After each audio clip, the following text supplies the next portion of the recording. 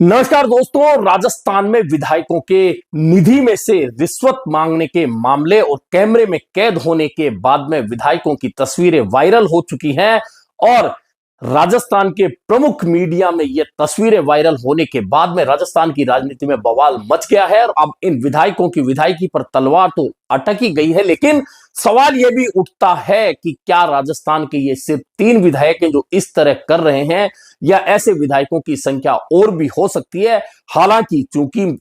कैमरे के सामने अभी सिर्फ 3 विधायक, भाजपा के रेवंत राम डांगा, कांग्रेस की अनीता जाटव, निर्दलीय रितु भानावत सामने आई हैं, ऐसे में सवाल अभी सिर्फ 3 पर है, लेकिन क्या ऐसे विधायकों की संख्या और भी हो सकती है? यह बात की बात है। यह विधानसभा और सरकार के लिए जांच का बड़ा विषय हो चुका है कि जो विधायक निधि जनता के विकास कार्यों के लिए विधायकों को सरकार सीधे देती है और विधायक अपनी अनुशंसा पर अपने विधानसभा क्षेत्र में उस विधायक निधि से काम करवा सकते हैं, अगर उसमें से 40% तक कमीशन लेकर वे जनता के पैसे को डकारने का काम कर रहे हैं तो निश्चित है कि लोकतंत्र के लिए तस्वीर अच्छी नहीं हो सकती है। ऐसे में अब इन 3 विधायकों का विधायक निधि से रिश्वत लेने का मामला सामने आने के बाद में कांग्रेस भाजपा पर तो सीधे सीधे कार्रवाई का दबाव हो ही गया है, लेकिन निर्दलीय विधायक पर क्या विधानसभा सीधे कार्रवाई करेगी और क्या विधानसभा की सदाचार समिति, क्योंकि बिना सदाचार समिति की रिपोर्ट के खुद विधानसभा अध्यक्ष कोई कार्रवाई नहीं करेंगे, सदाचार समिति के सामने यह मामला क्या सरकार खुद भेजेगी या सदाचार समिति खुद इस मामले को लेगी या विधानसभा अध्यक्ष सदाचार समिति को इस मामले को सौंपेंगे? यह सवाल अभी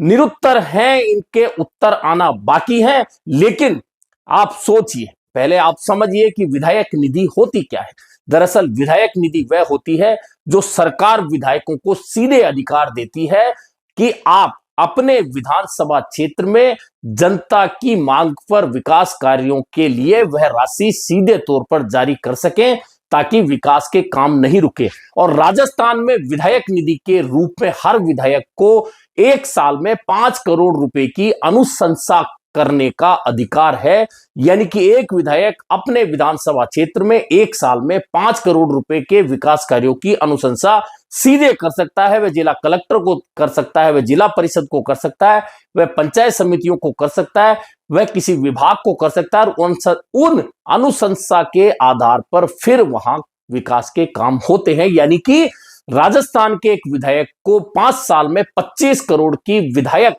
निधि मिलती है, जो वह अनुशंसा के अनुरूप 25 करोड़ के काम अपने विधानसभा क्षेत्र में करा सकता है। लेकिन अब आप सोचिए, उस विधायक निधि में से 2, 5, 10% नहीं 40% तक कमीशन अगर विधायक मांग रहे हैं और कैमरे के आगे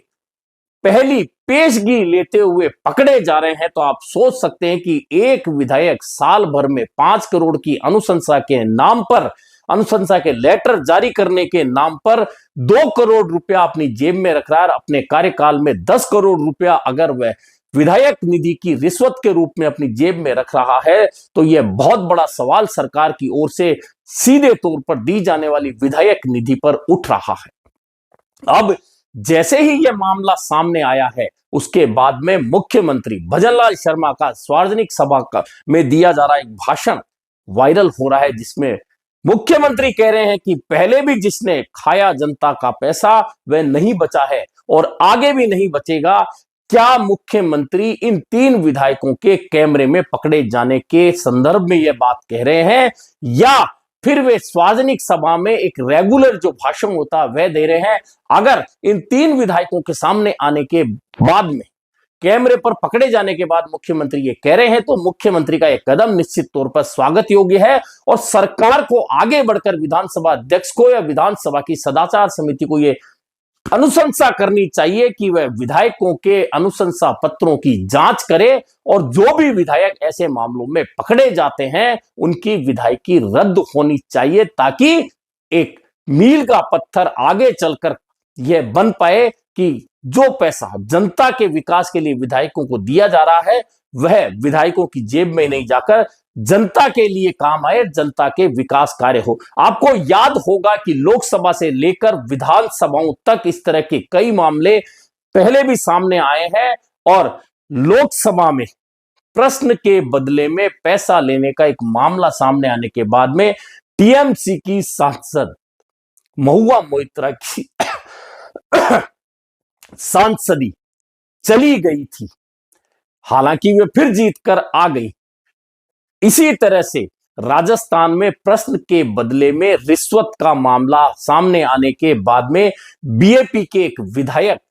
जिन पर विधायकी जाने की तलवार लटक रही है, उनकी एसीबी में गिरफ्तारी हुई थी। ऐसे में अब जब एक विधायक कांग्रेस की है अनीता जाटव, एक विधायक भाजपा के हैं रेवंत राम डांगा और एक विधायक रितु भानावत हैं जो निर्दलीय हैं, इन तीनों का मामला कैमरे पर सामने आया है। हालांकि सामने आने के बाद में अनीता जाटव का कहना है कि उन्हें राजनीतिक षड्यंत्र के रूप में फंसाया गया है, लेकिन सवाल यह उठता है कि वे पैसा लेते हुए सामने स्पष्ट रूप से नजर आ रही हैं कैमरे पर। ऐसे में वे कैसे कह सकती हैं कि उन्हें षड्यंत्र के रूप में फंसाया गया है? और कांग्रेस पार्टी ने भी त्वरित रूप से अनीता जाटव को लेकर एक्शन ले लिया है और कांग्रेस ने राजस्थान के जो प्रभारी हैं सुखजिंदर सिंह रंधावा, उन्होंने नोटिस जारी करके प्रदेश कांग्रेस अध्यक्ष गोविंद सिंह डोटासरा को ताकीद कर दिया है कि 7 दिन के मामले में विधायक अनीता जाटव की ओर से विधायक निधि रिश्वत लेने का जो मामला सामने आया है, उसकी तथ्यात्मक रिपोर्ट दें। निश्चित है कि कांग्रेस इस मामले में सख्त कार्रवाई करने के मूड में है और अनीता जाटव का मामला अगर स्पष्ट रूप से सामने आ गया कि वे विधायक निधि में से रिश्वत लेने की दोषी हैं, ये वे पाई जाती हैं, तो कांग्रेस पार्टी उन पर बड़ी और सख्त कार्रवाई करेगी। यह इस नोटिस के साथ में स्पष्ट हो गया। लेकिन भाजपा क्या अपने विधायक रेवंत राम डांगा पर कार्रवाई करेगी और विधानसभा क्या निर्दलीय रितु बानावत पर कार्रवाई करेगी? हालांकि निर्दलीय रितु बानावत ने भी स्थानीय स्तर पर मीडिया को बुलाकर खुद के पाक साफ होने और खुद को क्लीन चिट देने का प्रयास किया और कहा है कि ना तो मैंने अनुशंसा पत्र दिया है, ना मैंने रकम ली है, लेकिन उनके पति और उनकी ओर से जो डील की जा रही है वह कैमरे के सामने आ गई है। अब यह जांच का विषय विधानसभा के लिए है कि रितु भानावत खुद को क्लीन चिट दे रही है, वे सही है, या जो मामला अखबारों की सुर्खियों के जरिए सामने आया, कैमरे के जरिए सामने आया, वह सही है। कुल मिलाकर इस मामले को लेकर अब सबसे ज्यादा जो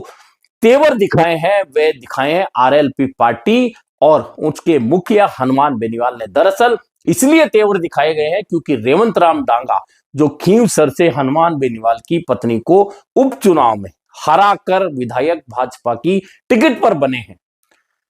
उनका पहले बायोडीजल का एक मामला आया था, उसमें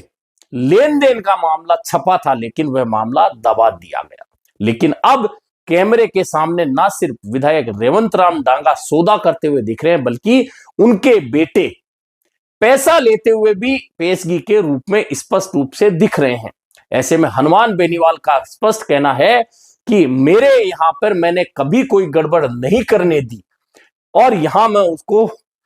डांटता डपटता रहता था, लेकिन वहां जाते ही उसके एक के बाद एक कई मामले पकड़ में आ गए हैं।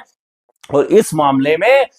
हनुमान बेनीवाल का कहना है कि ऐसे विधायकों पर सख्त कार्रवाई होनी चाहिए। दरअसल सवाल यह भी उठता है कि जब बीएपी के विधायक पर सवाल के बदले में पैसा लेने, घूस लेने का मामला सामने आता है और उस पर एसीबी की कार्रवाई होती है, वह मामला सदाचार समिति में चला जाता है, तो यह मामला भी चूंकि कैमरे के सामने आया है और कैमरे पर सब कुछ स्पष्ट नजर आ रहा है, ऐसे में अब सारा मामला सरकार और विधानसभा अध्यक्ष पर है कि सरकार इस मामले में कितनी जल्दी सदाचार समिति को लिखती है, अनुशंसा करती है और विधानसभा अध्यक्ष किस मामले में जल्दी दिखाते हुए इस मामले को लेकर कार्रवाई की ओर आगे बढ़ते हैं। क्योंकि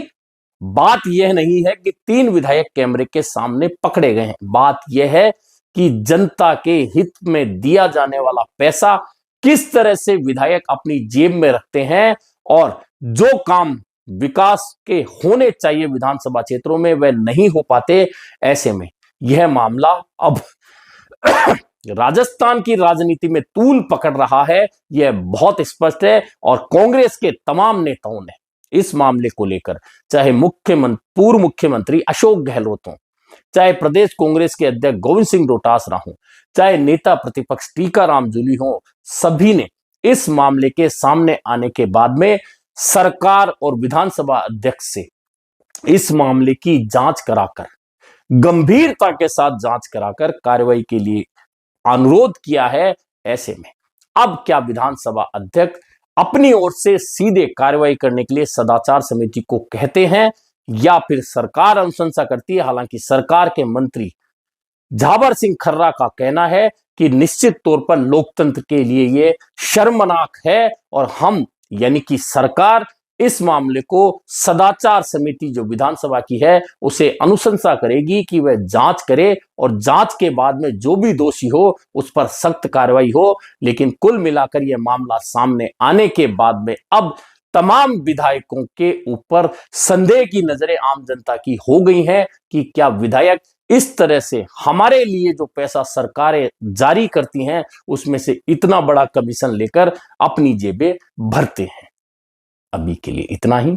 फिर मिलेंगे नए मुद्दे पर चर्चा के साथ।